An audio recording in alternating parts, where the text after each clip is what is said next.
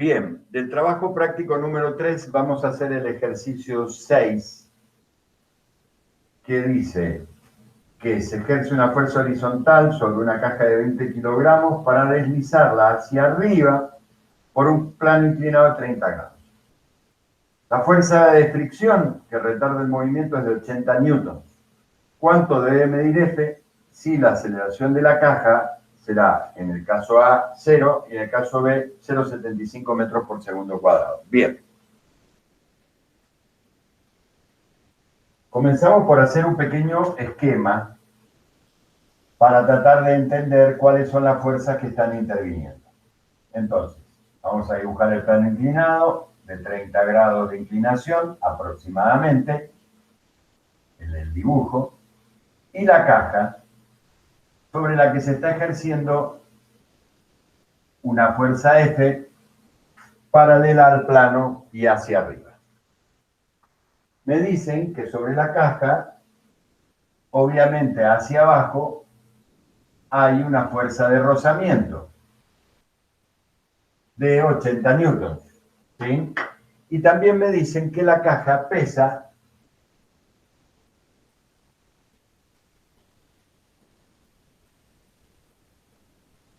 20 kilos de masa por 9,8 metros por segundo cuadrado, ¿sí?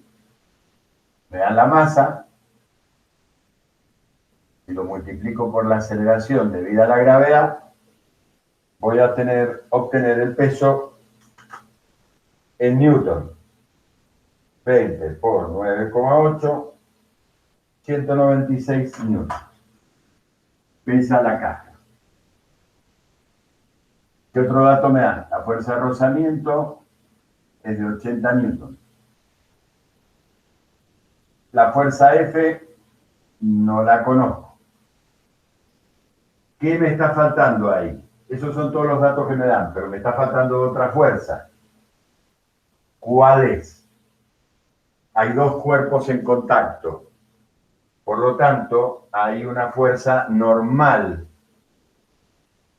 entre el plano y la caja, que actúa en forma perpendicular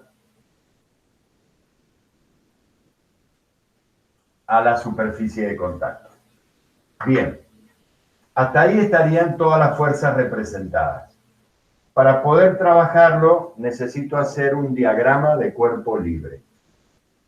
Es la única manera en que se resuelven estos sistemas. El diagrama de cuerpo libre en un plano inclinado se hace de tal manera que el eje X sea paralelo al plano, se dibuja así, paralelo al plano, y el eje Y perpendicular a él, por supuesto. ¿Por qué se hace así? Ahora lo vamos a ver cuáles son las razones. Hay una razón matemática y una razón de comodidad. La razón matemática viene dado por un viejo teorema de geometría que ustedes habrán estudiado allá lejos y hace tiempo, que dice que cuando dos ángulos se cruzan, se cortan, de manera que sus lados sean perpendiculares mutuamente, es decir, que cada uno de los lados es perpendicular a un lado del otro, esos ángulos son iguales. ¿Sí? Luego, si analizamos el dibujo, vemos que un ángulo es el plano inclinado y el otro ángulo es el que forma el semieje negativo de la 100 con el peso. Y estos ángulos, fíjense, este semieje es perpendicular al plano, por diseño nuestro. Y si yo prolongo la fuerza peso, es perpendicular a la superficie, por gravedad. Luego, estos dos ángulos son iguales. Luego, este ángulo es de 30 grados. Primera razón por la que yo tomo los ejes así. Segunda razón. Miren ahora cómo quedó el esquema. de todas las fuerzas intervinientes, solo una no está en alguna de las direcciones X o Y.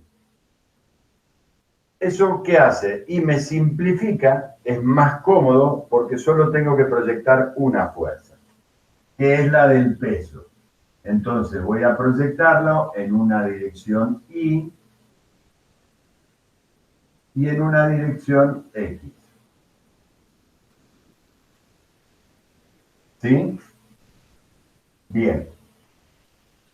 Obviamente, la fuerza de rozamiento la voy a considerar sobre el eje X con un vector equivalente al que me están dando para poder hacer el análisis.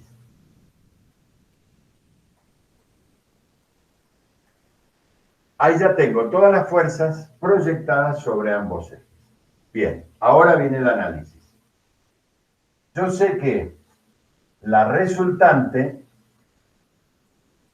de este sistema va a ser igual a la suma de la resultante en X más el vector en la dirección Y. ¿Y quién va a ser la resultante en Y? La resultante en Y va a ser la sumatoria de todas las fuerzas proyectadas en el eje Y.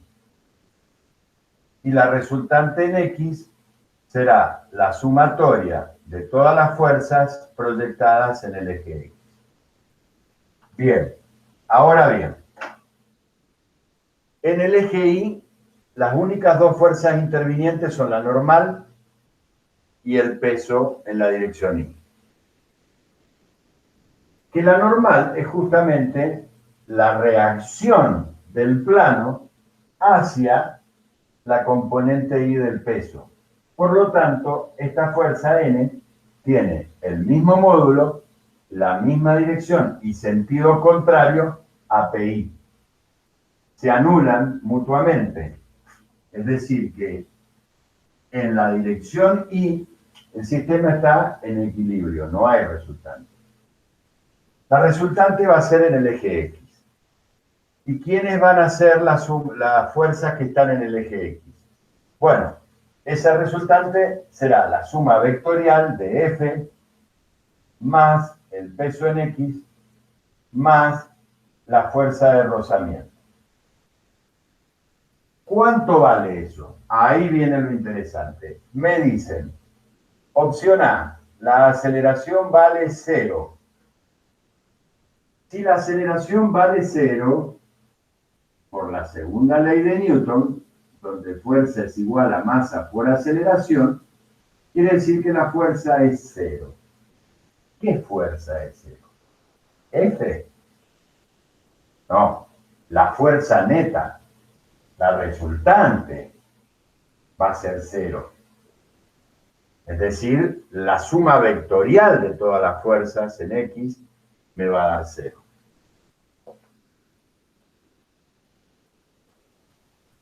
¿Y quién? F es F. ¿Quién va a ser P de X? Va a ser el peso, 196 newton, por el coseno de 270 menos 30, 240 grados. Más la fuerza de rozamiento, cuyo módulo es 80 newton, por el coseno de 180. Acuérdense que estamos considerando siempre desde el semieje positivo de las X. En sentido antihorario los ángulos.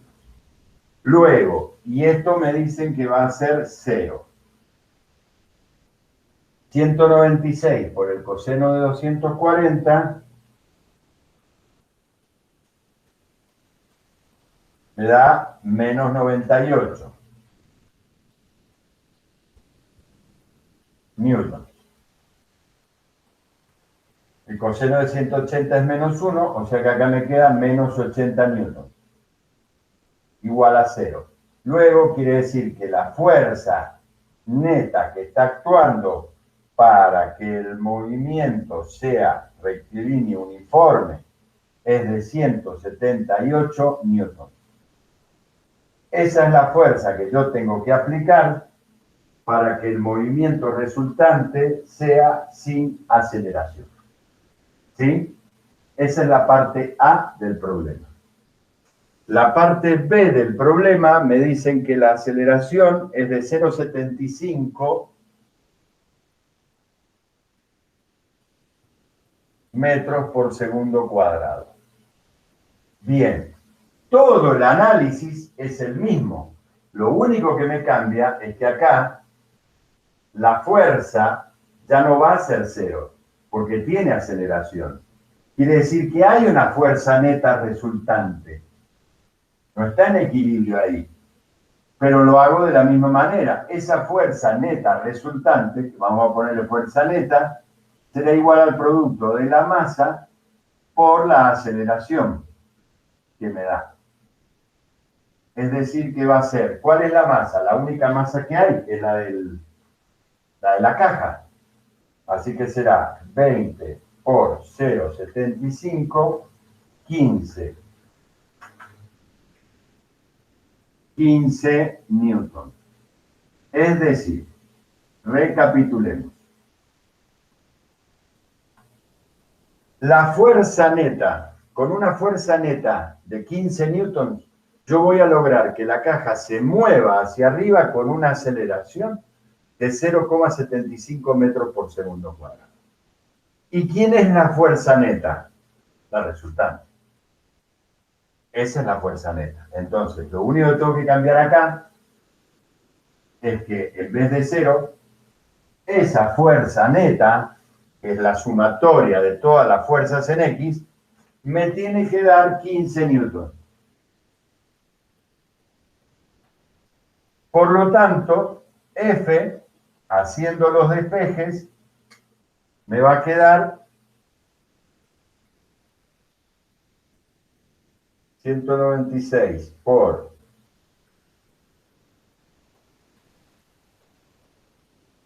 el coseno de 240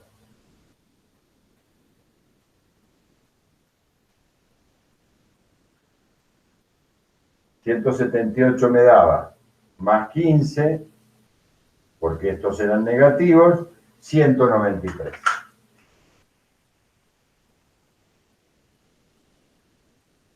Es decir, que si yo ejerzo una fuerza paralela hacia arriba en el plano de 193 newtons, el resultado va a ser que la caja de 20 kilogramos se mueva hacia arriba con una aceleración de 0,75 metros por segundo cuadrado.